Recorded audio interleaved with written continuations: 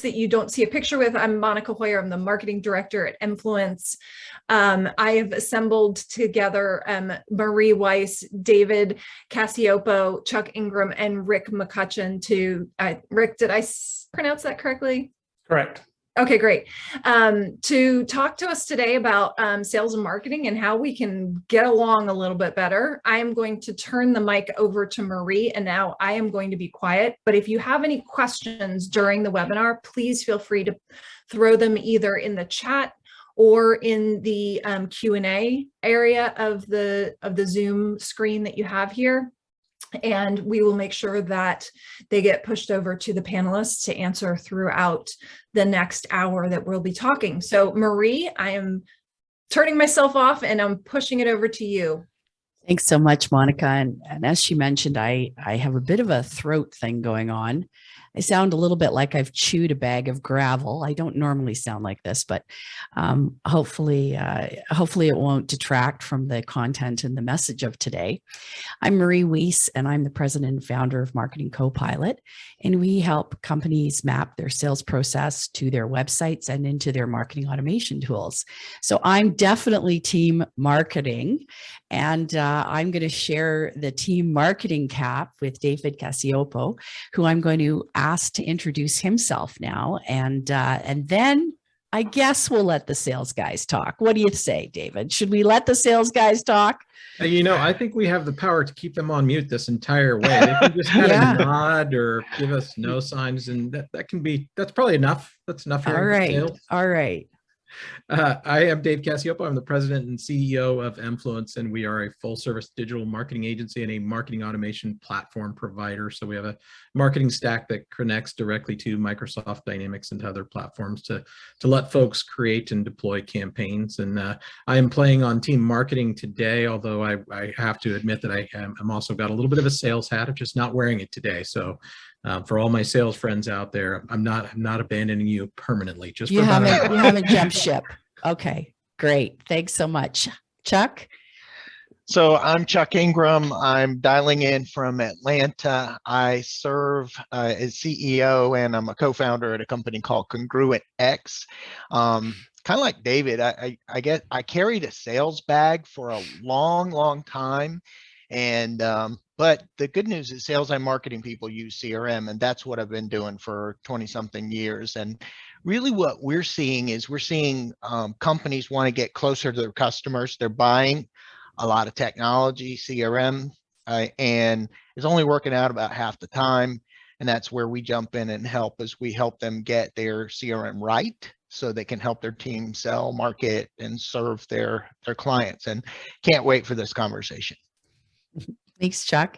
Okay, Rick McCutcheon. Thank you, Marie. Let's hear from you. Glad I'm here with Chuck today, because both of us have personally sold millions of dollars worth of software, right? So we've got experience, in the hardcore world of selling. So as Marie said, Rick McCutcheon, I'm a Dynamics 365 MVP. I'm a CRM guy, and I guess I'm a sales process expert, and I love marketing people. They're my favorite people because I'm always waiting for them to send me a good lead. So that's what we're going to talk about today. We're going to talk about lots of things. That's definitely at the top of the list. So thanks, Rick. So I'm going to open it up right now and talk about this thing called sales and marketing. And I know that I think collectively here, we've probably got about 120 years of sales and marketing experience sitting on the panel today. And so I know we've all been there. We've either worn marketing hats or we've worn sales hats. And I know that I've carried a big quota in my past. So let's talk about the age-old problem.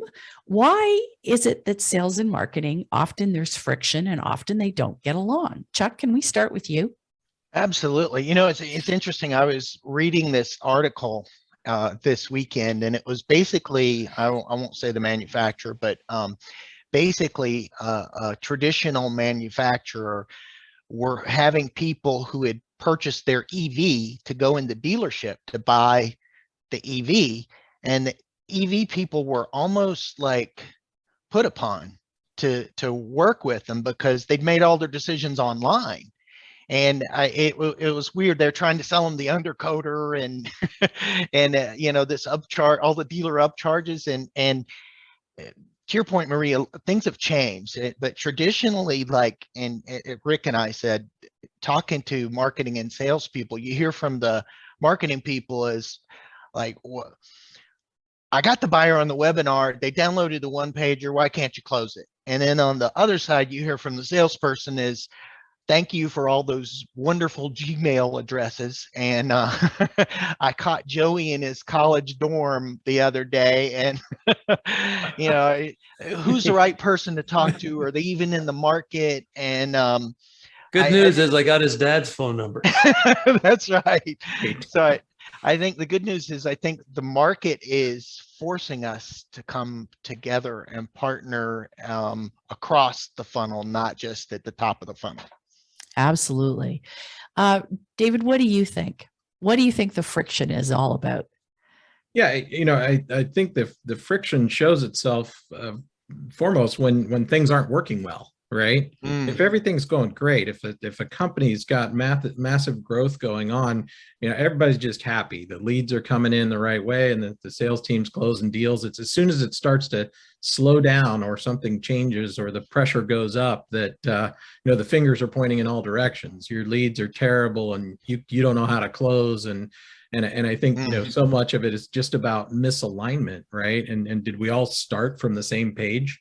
Did marketing truly understand who the customers are? Does sales understand who the customers are and who the various personas are? And if everybody's all kind of in tune, you can keep this thing from going off the rails. Yeah, I think that's a great point. And I think there's a lot of misalignment. Rick, what do you think? Okay, let me explain this to you then. So here's how I see it anyhow, that it's how people view business. So if I'm the CEO, senior person in a company, I have probably maybe a 3 to 5 year view of my business. You know, where are we today? Where are we going to grow it? But I've got to break it down into quarters and understand that business, but it's got to grow. If I'm a marketing person, I probably look at, you know, we think our buying cycle's 3 to 6 months to 12 months. So I look at business, you know, in 3 to 6 to 12 month cycles. Well, that salesperson gets asked every Friday, what have you sold this week? Right? They also have a monthly quota, and a lot of them have, you know, a quarterly quota. So their window of what's good is very short because they're kind of wrestling with their quota, and they've got to have something that's near the end of the funnel to work on. So where there's a bit of a misunderstanding is, I think most salespeople, and I'm one, right? They don't understand what the true buying process is and how it's changed, and how this person's sitting out consuming information, consuming videos, consuming white papers, you know, talking to their friends and making a decision of, you know, who I'm going to buy from, and then kind of at the last minute jump in and say, here are the 3 companies I think I want to talk to, right? And it's a very, very short window. So I think marketing appreciates that more than the salesperson, because that salesperson's got to get into that short window really to drag it over the finish line. So I think it's the way we look at it, the way we report on it, of, you know, what's good and what's bad. And I also think that, you know, I've been in the sales and marketing area for 30 years, and I've never heard a salesperson not say to me, all those leads you gave me aren't good leads. And the marketing people and the marketing people not say to the sales team, why aren't you working the leads I gave you? So, you know, I think there's always that disconnect. Okay, so why? Rick, what's the why? It's because of the short window. So if I contact somebody and you say they're going to buy, they came to a webinar. So that salesperson wants to jump in and say, hey, let's talk about, you know, taking you to demo, or let's talk about putting a proposal forth. You know, let's get the sale going. Where what's really going on, that person that showed up at the webinar is probably a researcher, right? You know, they probably had people buy at least software, they buy it by committee now. They all sit around a table and say, okay, what do we know about marketing automation? Well, I heard influence is really good. Okay, somebody go out and sit through the influence webinar, which is probably some junior person, mid person from your marketing department who's got no authority to buy, or somebody sitting in the dorm doing this part-time.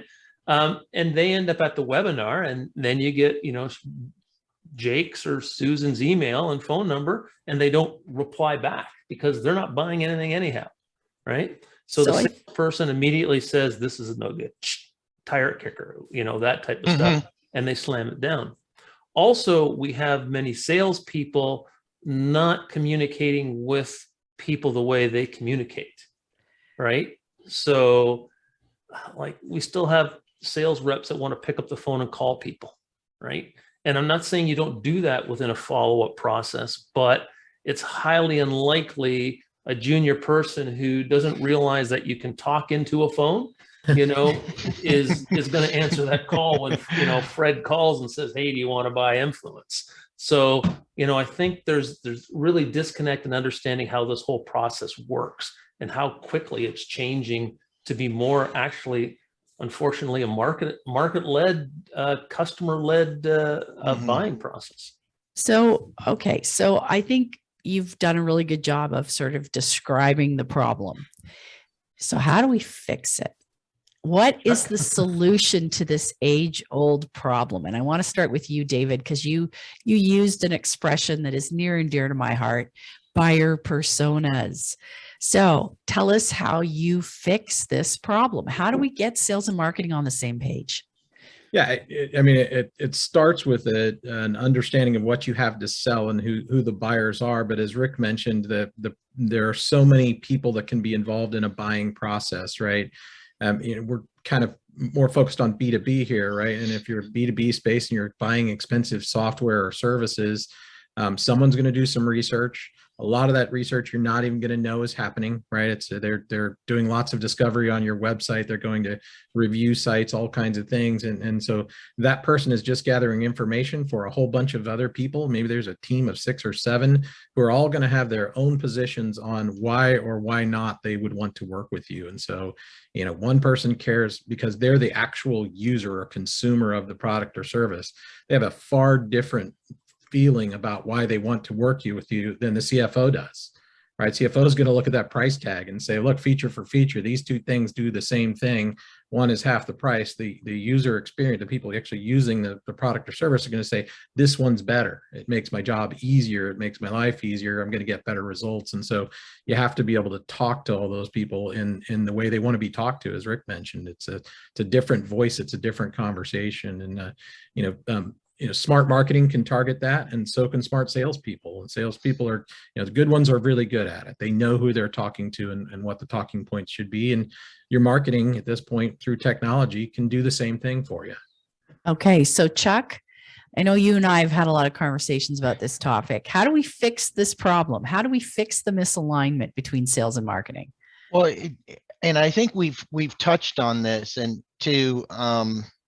to continue with the wrestling and boxing analogies, the belt changed hands. We used to have the information. We sellers and marketing had the information, and now the client has it. And as Rick and David said, the client is not like one person anymore. It's a committee. So if they've got the information now and they need us to help them deliver experiences, we have to approach it differently. So I think that marketing and sales can't be sort of separated as much. We used to think of marketing as like segments and many to one and top of the funnel. I think marketing and sales, yeah, there's that, but during the buying process, we still have to engage marketing. One of the coolest things I think we did is during buying processes, we've done some almost like account-based marketing, and where we've like literally targeted Facebook ads at people's buildings and things like that who were interested. And that's a very non-traditional, not top of the funnel thing to think about, but things like that. And in thinking about how the dynamic has shifted, we've all been at home for a year and a half and gotten used to snap, anything shows up at our door tomorrow. And there's just the dynamic has shifted completely. And if you don't engage digital marketing throughout, you're in trouble. I think you're absolutely right. And I'm glad you brought it up. Let's talk about the last 18 months from a sales perspective. Can I just add one thing to what Chuck was saying? Oh, absolutely. Go ahead. So on that as well, I think that marketing has to realize that their process doesn't end when they hand things off to the salespeople, because I see that a lot in organizations. Marketing's kind of working on this half, then I'll give it over to sales. I get into the sales department and I look at things like PowerPoint decks. I look at things like collaterals. I look at things like even their sales presentations and how they sell. 10 different salespeople are doing 10 different things. And it's almost like, okay, I've got the buyer persona. I understand the process. I can get them interested. It doesn't stop there. It kind of goes through to you close business. So I think marketing, and they may not like hearing this, needs to take responsibility for closing business. Because I think the buyer is so far down the pipeline now before they get over to the sales team that we almost have to convince them before we hand it over to the salespeople. And maybe the salesperson becomes more of, a negotiator, or, if I'm selling a product that 5 other distributors are selling, why go with us type of thing, right? And building relationships, so on and so forth, and, bringing service and education to people. But I think that buyer is kind of zoned in on what they want to buy before they get there. So marketing's got to realize that, they've got to kind of keep that messaging going right through the process. So I'm curious as to David's thought on this. And a few years ago, I read where a client had made 57% of their decision up before they engaged sales. I bet that's accelerated. I bet it's more now. And I think that ties into what you were saying, Rick. I think there's various numbers out there right now, but I think we would all agree, if we looked at our own buying behavior for business and for complex items. I'm not talking about, going online and buying a book on Amazon. I mean, you're making a complex business decision about a product or service for your company. You're armed with a lot of information before you even pick up the phone and call someone. And I think at the end of the day, relationships, and Rick, you touched on this, relationships still matter. But how the heck, if we go back and we look at the last 18 months, how do you build a relationship with a digital buyer? How do you build those relationships so that you can get them to the point where they trust you, they want to talk to you, you've spent time with them? And I think the other number that we're hearing, aside from the buyer journey, is that we're having to see, in the past, it might have been 5 to 7 touches before somebody got interested. Now it's over 20. And there's a lot of work that has to get done to warm it up. So David, what are your thoughts on this? How do we fill this gap? Yeah, I mean, you've got to spend a tremendous amount of time building credibility and trust, right? And so part of it, it starts with brand awareness. They have to know who you are first. And then once they have a general sense of who you are, they have to understand where you fit in the mix, right? So, you got to stand out. You got to be different than the competition. And then you have to build trust and credibility. So that's why, content marketing for 10 plus years now has been, sort of the mantra for so many companies, and rightfully so. It's you have to prove expertise. And you can't just be saying the same thing everybody else is saying. You got to be thought leaders. You got to be coming out with information that's compelling and interesting and on target for who your audience is. And it takes a lot of work to get that stuff going. And just sorry to add to that, even when if you do reach out, so let's say I meet them at a trade show and talk to them and I get face to face with them, they're still going to my content and my competitors' content to do due diligence on me, right? So it's not like, oh, I trust these people. Let's have a meeting and talk about a proposal. No, they're off to the web to check out exactly what you told them and look at every competitor that you mentioned. Exactly. And they're looking to see whether what you told them was true, and do you have proof points to prove what you told them? And I think that's a great point. I remember years ago doing big trade shows that cost lots and lots of money, you know, because I'm the marketer. I like to spend money, and supposedly I don't make money. I just spend it, right? That's what I've heard every CFO tell me since the dawn of time in every tech company I've ever worked in. Well, you don't actually make money, you just spend it. So we're not going to listen to what you have to say. And I'd go to these expensive trade shows, and then I'd come back at the end and I'd say to the sales guys, okay, give me all your cards. Give me everything you collected. Let's get those leads in a database. And they'd say, oh, no, it's okay. I'm going to follow up. I'm going to follow up with them. You don't need to be involved. All right. So this brings me to my next point. Let's talk a little bit about, we've talked a little bit about people. We've talked a little bit about process. Let's talk a little bit about technology now. We've all seen a dramatic shift in the last 18 months. No one can deny it. I don't think anybody was making any kind of lead generation magic happen face-to-face trade shows. You know, it just all stopped. It got taken away from us. We had to build relationships online. What role is technology playing in all of this? And of course, I'm going to come to the question, do salespeople like marketing automation, and do marketing people like CRM? Let's talk about our sandbox and where we're playing. So what role does technology play in this? David, let's start with you. Yeah, I think that the smart companies are latching on to and depending heavily on CRMs, and that's what they should be doing. And CRM needs to be tied tightly to your marketing automation platform, but it's software does what software is supposed to do. But if you don't have great data, the software can't do much for you, right? And so people managing their data, I think, is among the biggest challenges out there. Do you really have good data? So, as you mentioned, going to trade shows is hard these days. I mean, there's still some stuff happening. You can still get some high quality leads, and virtual shows are not amazing. You get lots of people that sign up for it, a low percentage that attend, and you end up with a whole bunch of maybe their leads, maybe.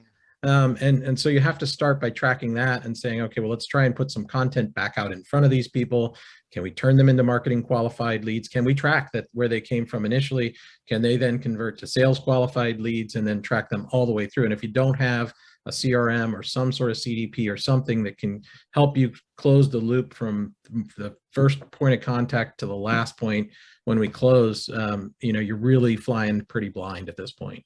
I totally agree. And Chuck, you and I have talked about, the stages of CRM. And I think this is another frustration that marketing people have is, if it's just a data container, but you've done nothing to organize your data and make it work for you. And now you want to layer on something like marketing automation and get more sophisticated. It's just not working. So what have you seen, Chuck? It feels like that we have unfortunately built a reputation with CRM with a lot of sellers that I feel like if you go in with another point of view around CRM, that it's almost like remember the movie Moneyball, where Billy Bean is trying to get the scouts to come along with his new way of thinking, and there's I got my own. And it feels like that a lot of reps kind of feel like that they've got their own method. And David, you were talking about that. This is how I build a relationship. I take this person to dinner. Yes, you need to, but there's 7 other people that are buying. So we need that person's secret sauce blended in with a method that's the company's method that will deliver content to that those buyers in context. So at the beginning, and it might be the same content, right? But it's sent out in context of where they are in the buying process. And when you blend those two things together, where CRM and the tech overall becomes a something that delivers value, and it's not just something that wants information from you, it's providing value. That's when we get somewhere with this thing. Rick, I know you're an expert at this. What do you think? So I love this subject. I used to teach a course for Microsoft called, the ROI on CRM.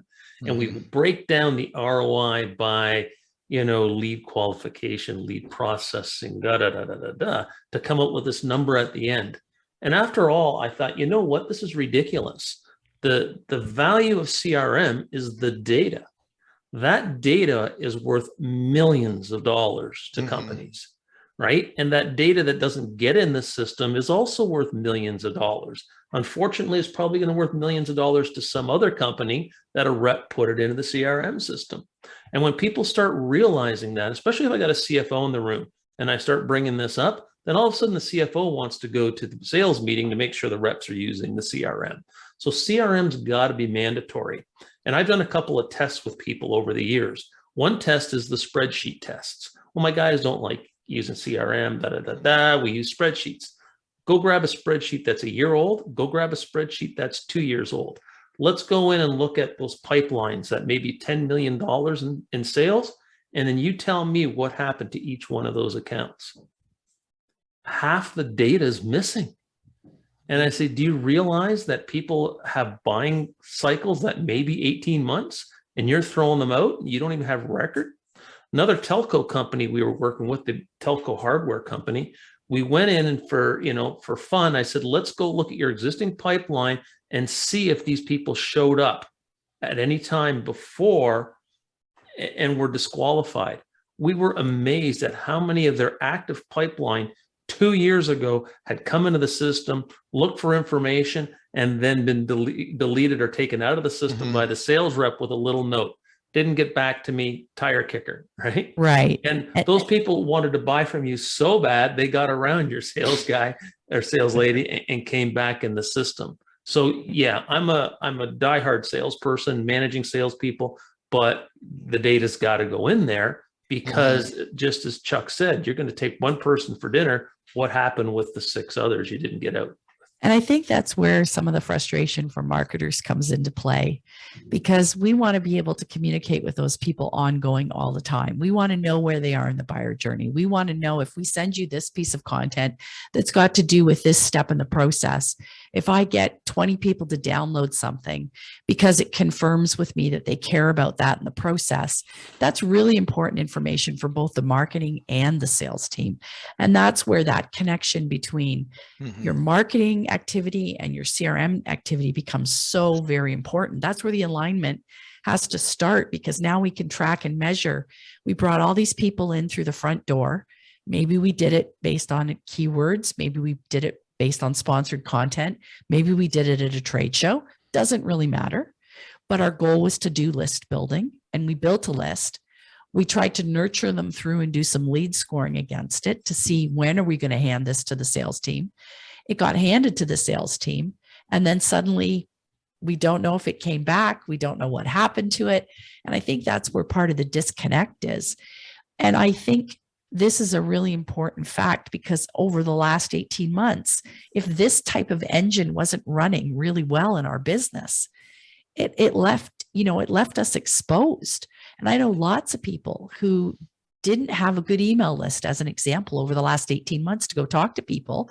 And that probably had a big impact on whether or not they're making sales right now. So to me, I think that connection, both in process, people, technology, is so very important.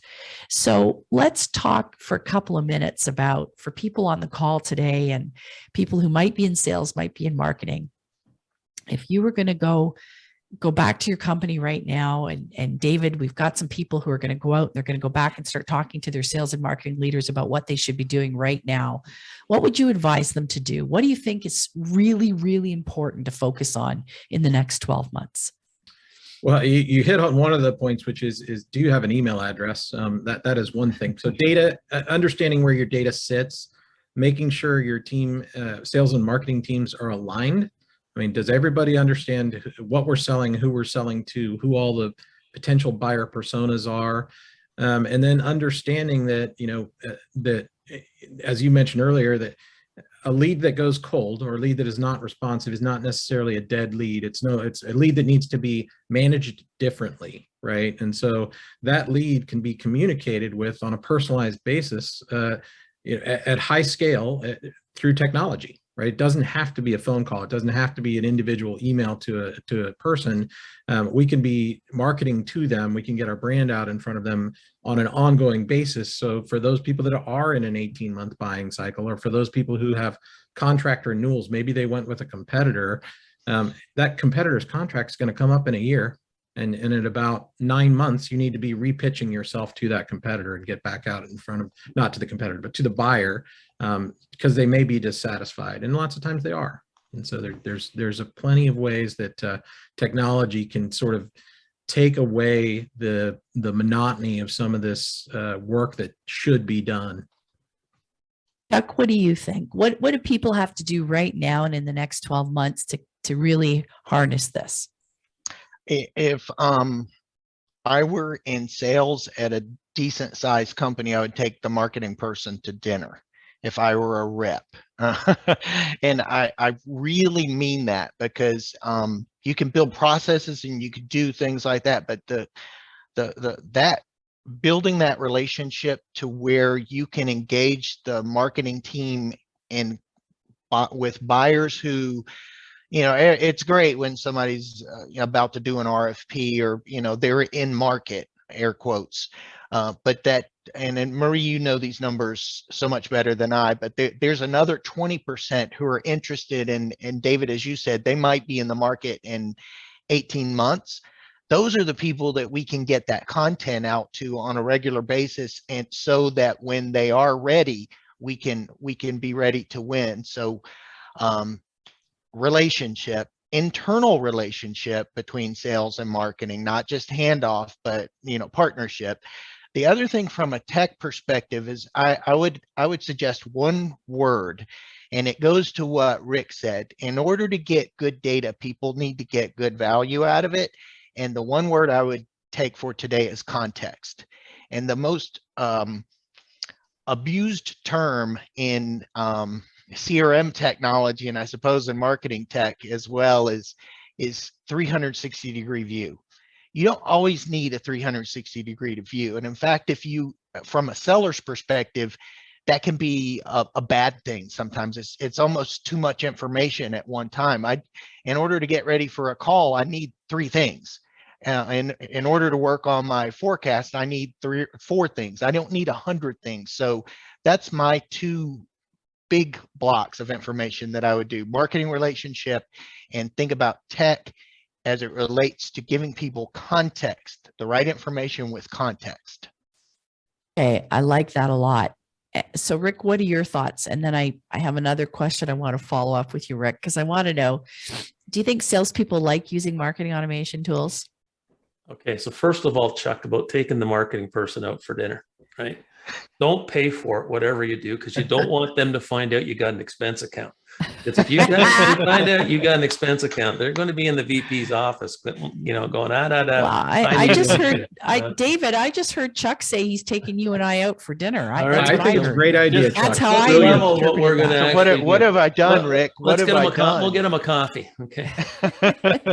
All right. So, what are we going to do? I think, it's a corporate decision, right? To understand the data, the value of data. And I think there's siloed education going on, right? Because you get the marketing people huddled over here talking about the buyer persona and the process, and then the sales manager and the sales reps in another room talking about who you closing this week, right? And I think that's got to come together, and they got to map out the whole process, right? It's not a bunch of rules anymore about who does what. It's about what is this process, and it's not your sales process. It's the buying process. You got to figure out.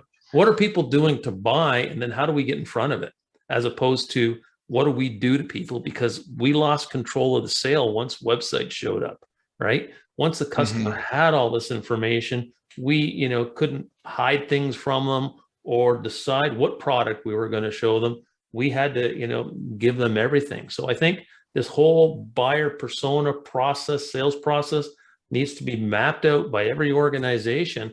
And all these customer facing people need to be in front of that map and say, okay, this is what we're doing, and this is how we're doing it together. Okay. So if I recap, if I was trying to help a company ramp up, first thing I'd do is I'd look at my tools, right? I think that's, David, where you started. Look at your technology to make sure that you have an end-to-end process of understanding when somebody's first looking, how we're capturing that information, and how we're moving them through the buyer journey from an automation perspective. Chuck, you said relationships are really, really important. and how we're looking at constant touch points with those people who may or may not be prospects. Rick, you're saying the data has to be rock solid because everybody is going to improve how they communicate if they have really good data. The data and the model around that data. Okay, explain that to us. What kind of model are you talking about there? The process model and how everything flows. Okay, so because we have people out there that are building marketing automation systems over here. People over here building CRM systems over here, and then we got something over here called a citizen developer, and God knows what they're coming up with. So, it's really we need to say, what is this whole process? What is this model that we're going to use here, so we can all sort of share in one set of data, so we can all get the information we need out of it. Right. So I think, in a lot of work I do with companies around marketing automation, the very first thing I say is, what's your definition of a lead? Write down your definition of a lead. And I get 50 different answers.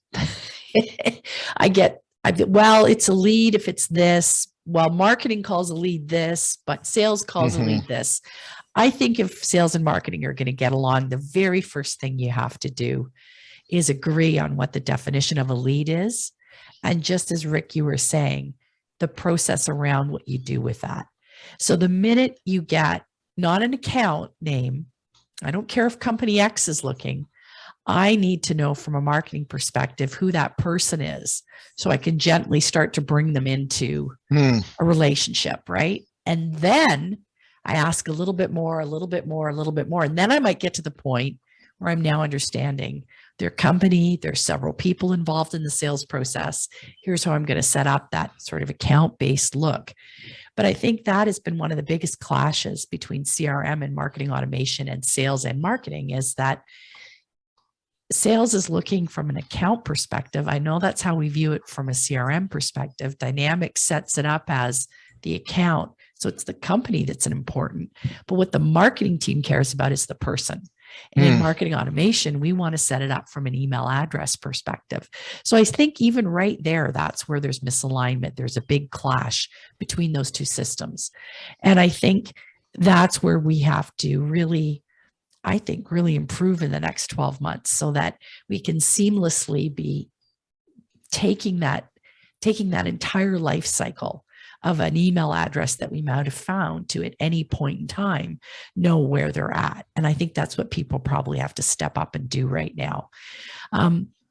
Chuck, have you got any further thoughts on that? Because I know, as you've been out talking to lots of customers these days with respect to CRM, you say the marketing automation question comes up all the time, correct? It does. It does. So I'm from South Carolina, so I tell stories, but I'll try to be brief. So, when you were talking, Marie, it made me think of when I was a little kid, and I'm a little older, so it was in probably the early 70s. My grandpa would take me to the store, and the store was smaller than what we would see as a convenience store now. It was his grocery store, and the guy would come out. His name was Mr. Pete. I still remember it. He would come out with a little box, and that box, he had already picked out everything that my grandpa needed. And then he would tell him about other stuff that was coming in. And remember, we were talking about the championship belt before. Back then, Mr. Pete had the information, and he was helping my grandpa. And my grandpa hated supermarkets when they came out. He hated it. He would stand outside and pace and smoke cigarettes. And it's interesting how it's kind of come around, where when you see, we saw what we talked about with COVID and so forth, where Amazon knows who you are, what you want. But in our complex B2B buying, we're seeing those things kind of come together, where we're going to have the seller be educated on everything that's going on the digital side, have the context, and we're going to have to be partnered up so closely with the marketing folks that that's the only way to win. And I'll close this way. if you don't figure it out, it's not good. There's a really smart guy named Ray Wong who's written a couple of books, and his latest book is about how to beat digital giants. And I think most companies, except for the very biggest ones, are gonna. That's how you thrive. That's how you win. Is you take the personal side and the digital side and bring them together. And you can call it account-based marketing, whatever you want to call it, but that's how you win. I think you're absolutely right. David, what do you think on this subject? Yeah, so I agree wholeheartedly with your point about the account versus individual, and it does need to be a combination of both. But I think right now it is more and more critical to have real focus on the individual. Because of I don't like the phrase "great resignation." I think it's a great reshuffling.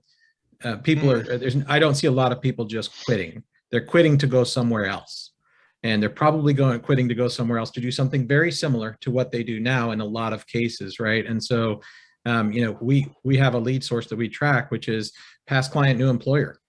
And if you're not following those people because they were advocates, hopefully they were advocates at one time, you need to follow them to where they went next, and you need to understand what is your approach now.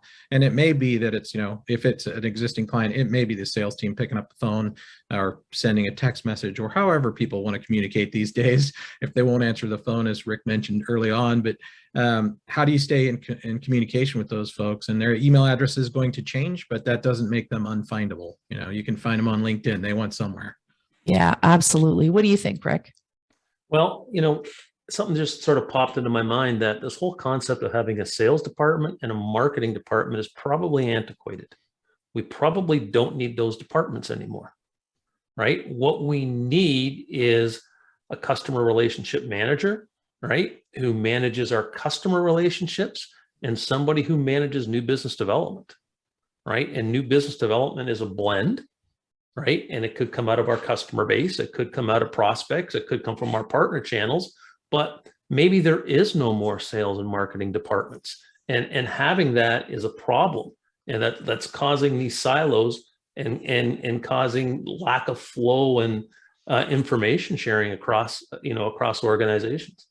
Okay, I never thought I was going to say this, but I think Rick just solved the problem. I never in a million years thought I would have said this, but I think you're right. If you're still running separate sales and marketing departments, you're always going to have a problem. There's always going to be a conflict.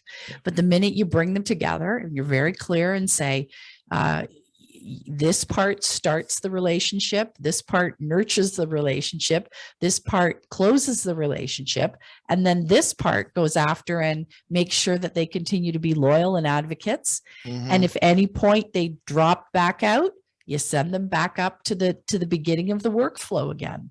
So I think you solved the problem. We got to stop having a sales and a marketing department, and everybody's just got to play nice and get together. Isn't it oh, I'm sorry. No, go ahead. It's funny. Two quick things. One, it almost feels like it's a wheel. It's becoming a wheel instead of the linear thing. Yeah. And and listening to some podcasts and stuff, I've heard people say, something almost like what Rick said, but I don't think it's as cool as the way he said it. They're starting to try to bring some of these things together under what they call revenue operations, so RevOps.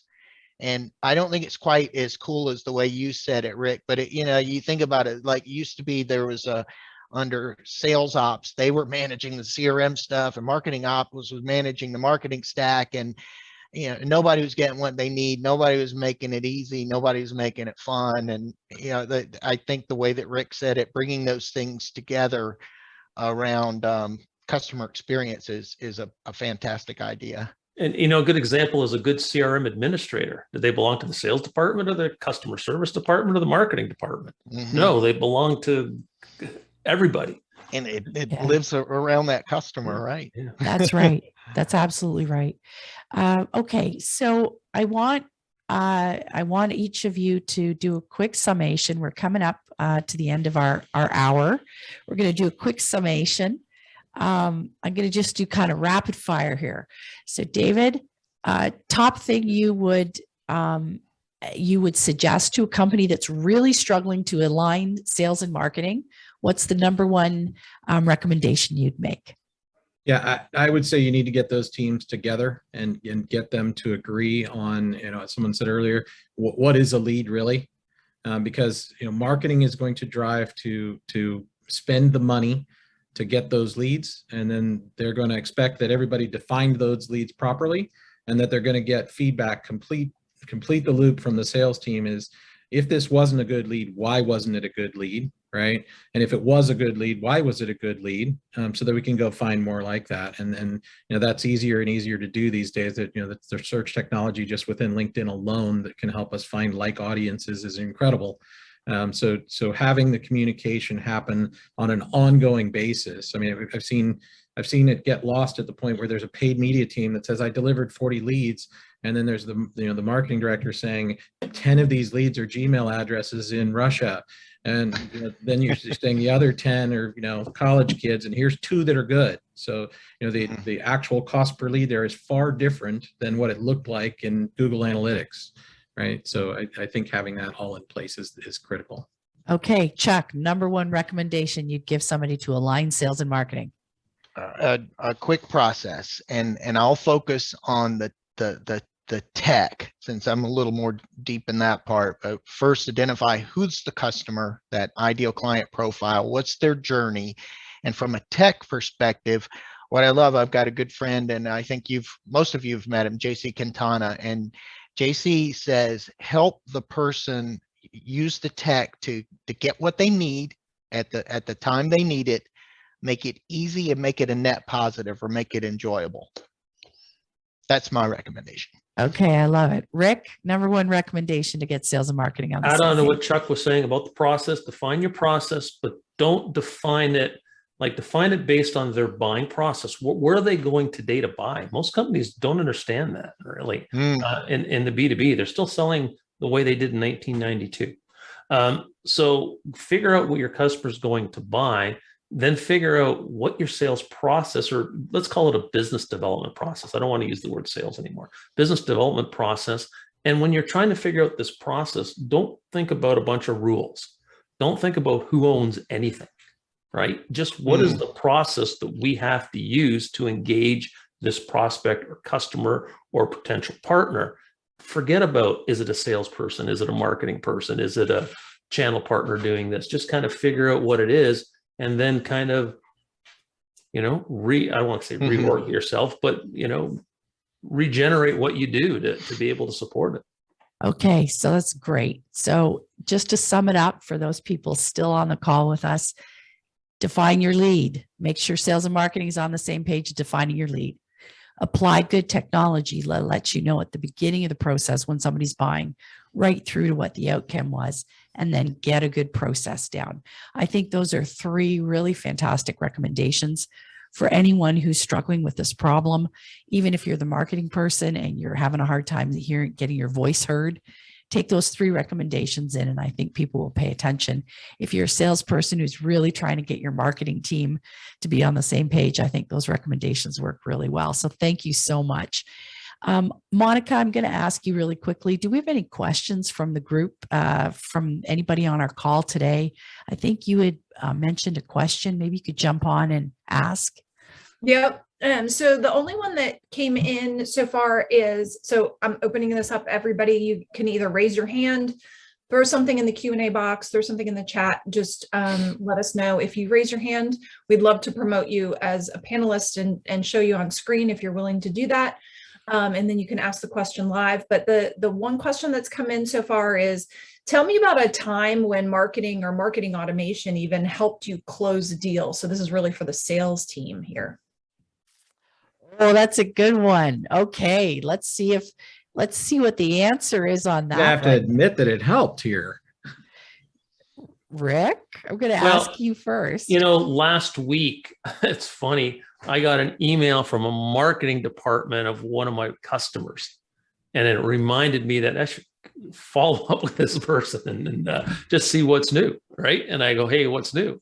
And they said, hey, good thing you said what's new. I want to talk to you, right? So, just that ongoing touch Whether that touches in social media, whether that touches through email, that ongoing touch is important. So I think the more we touch a person and not, say, I talk to them, they don't want to buy, and then off we drift looking for a new opportunity is the key. Chuck, what do you think? I touched on this earlier, and I'm in the same boat with Rick. I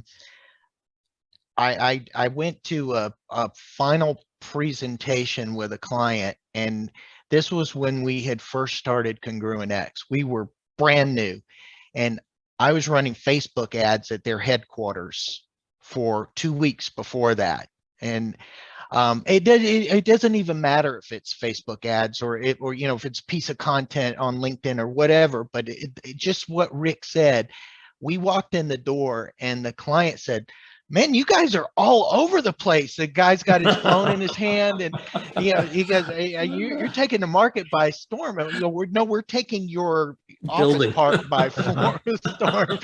But and it doesn't really matter if it's that that vehicle or another vehicle, but it's the idea of sales and marketing partnering around that client that's in market at that time. So it definitely has helped me close a couple deals that way. David, what do you think of that question? Yeah, well, I think you can look at things like long-term lead scoring models, and you can see that contacts can go dormant for a period of time and then re-engage, right? So, maybe they reached a certain level. We use contact scoring models where if you reach a certain score, we're going to convert you to a sales qualified lead, assuming some other things are aligned as well. But it's possible that you drop out of that based on a long-term model. You're no longer in a high enough percentile, but if you look at that long-term engagement, you're going to find some stuff in there that's really interesting. And, typically in a long-term model, what we see is a lot of our customers, right? They're highly engaged with our content, and that's to be expected. And you hope for that kind of stuff. You also find that you have some lagging leads that are out there that are actively watching your brand, and it's time to change the way you communicate with them. So they're observing, but how do you up the communication? So I think marketing automation can play a huge role in that. I think that's true. Monica, have we got any other questions? Nothing else has come in. Okay. All right. Well, listen, I really appreciate all three of you being on the panel today. I think this is a hugely important topic, and I know I'm a little bit biased because I am a marketer, although I've been in sales for a long time too. And I have to say that I think the biggest challenge for companies going into 2022 is to be able to get their marketing automation right, but to get people to embrace it and use it and actually make it work for them.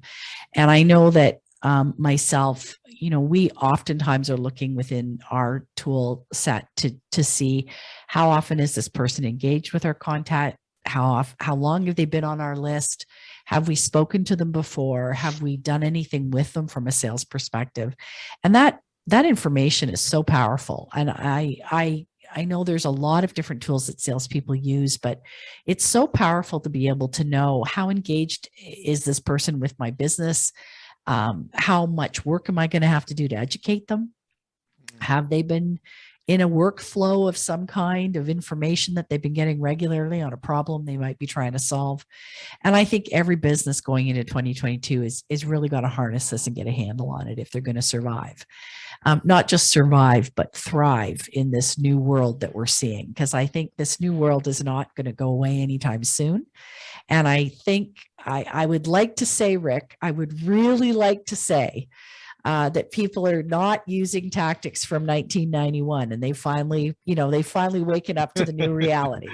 I think the duct cleaning companies in my neighborhood haven't got the message yet because I'm still getting cold called by them. But somebody needs to say to them, hey, you guys, get your act together, because nobody wants to pick up the phone and be cold called or there's still so much nervousness in the world around traveling and a lot of things going on. And we have to harness marketing automation. We have to harness good content. We have to work with our salespeople in a really more proactive way. And I think that's what's going to make a business stronger. So thank you all for being on the panel today.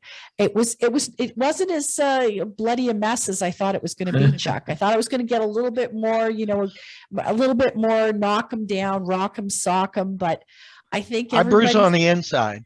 Yeah, okay. But no, I think everybody's on the same page. I think everybody's on the same page. I think everybody's agreeing.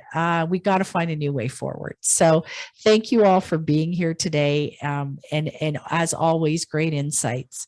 Monica, is there any closing thoughts from you? No, I just want to thank everybody for attending, and the recording will be sent out to everyone after the event. So we'll get that out to all of our attendees and registrants. And thank you guys, everybody who was on the call, as well as the panelists. We appreciate your time, and we will see you at the next one. All right. Thanks. Thanks. Thanks so much, everyone. Thanks, everybody. Take care. Bye.